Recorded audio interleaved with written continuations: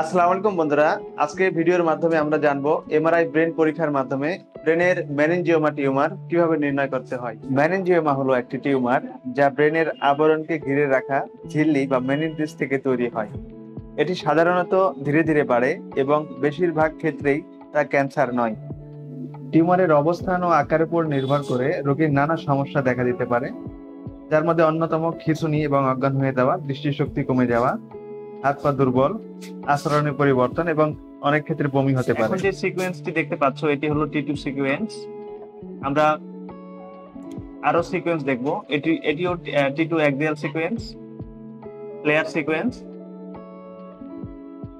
টি1 sequence, এটি টি1 sagittal sequence.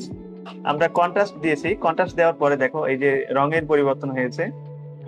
এটি আগের চেয়ে কিন্তু আরো উজ্জ্বল হয়েছে। আমরা যখন কন্ট্রাস্টটা দিয়েছি, দেওয়ার ফলে টিউমারটি কন্ট্রাস্টে নিয়ে নিছে এবং খুব সুন্দরভাবে বোঝা যাচ্ছে যে এটি ব্রেন সেলের বাইরে। এই যে দেখো, ব্রেন সেলের বাইরে, অর্থাৎ ব্রেনের যে কাভার আছে, এই কাভারে যে টিউমারটি হয়ে থাকে এইটাকেই বলা হয় মেনিনজিওমা টিউমার, অর্থাৎ ব্রেন কাভারের টিউমার। মেনিনজিওমা টিউমার ট্রিটমেন্টের জন্য সাধারণত ওষুধ দিয়ে এইটার চিকিৎসা হয় না, সার্জারি অথবা রেডিওথেরাপির মাধ্যমে মেনিনজিওমা টিউমারের চিকিৎসা করতে হয়।